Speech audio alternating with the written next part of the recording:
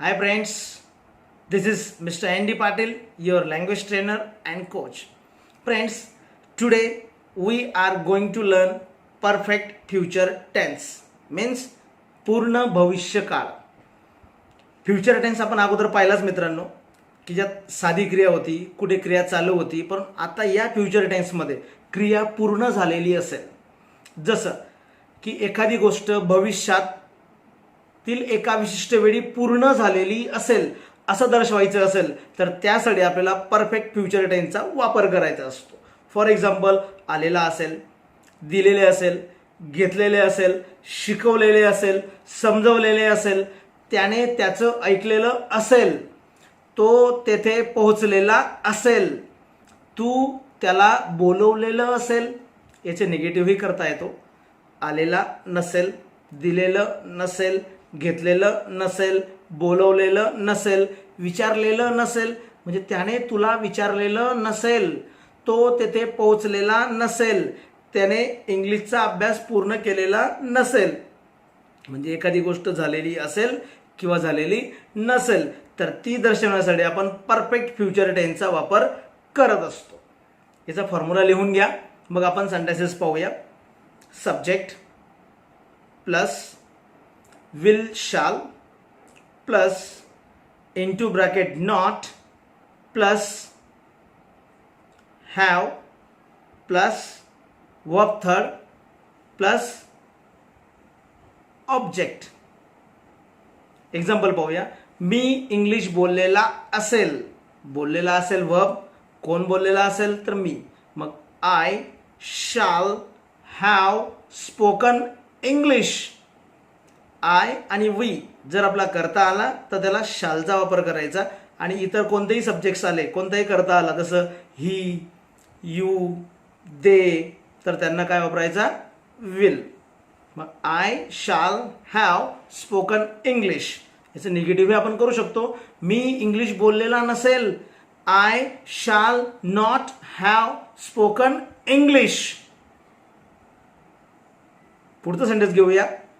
ती तेथे पोचलेली असेल. कोण पोचली असेल? ती.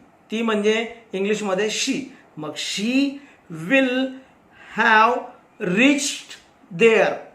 रिच REACH, RICH नाही, RICH रिच म्हणजे श्रीमंत होतं, आणि REACH रिच म्हणजे पोहोचणे.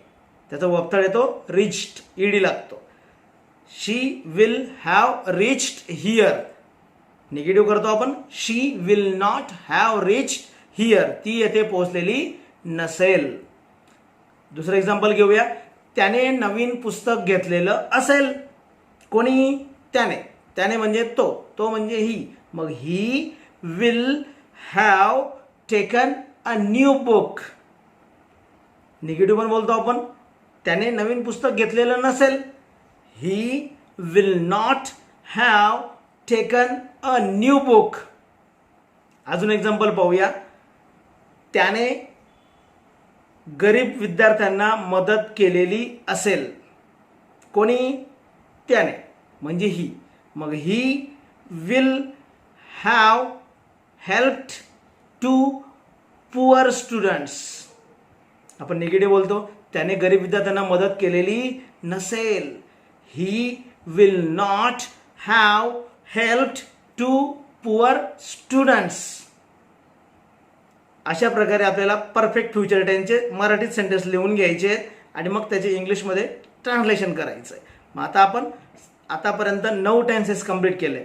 सिम्पलचे 3, कंटिन्युअसचे 3 आणि परफेक्टचे 3, असे टोटल आपले 9 टेन्स झाले. मग आता परफेक्टचे टेन्सेस आहेत, ह्याची थोडीशी रिव्हिजन व्यवस्थित करा. Perfect present tense, perfect past tense आणि परफेक्ट फ्युचर टेन्स. म्हणजे ल आहे, ल होता, ल असेल. मग इंग्लिशमध्ये आपण एक सेंटेन्स घेऊया. मी काम केलेलं आहे. परफेक्ट प्रेझेंट टेन्स म्हणजे आय हॅव वर्कड. मी काम केलेलं होतं. I had worked. मी काम केलेलं असेल.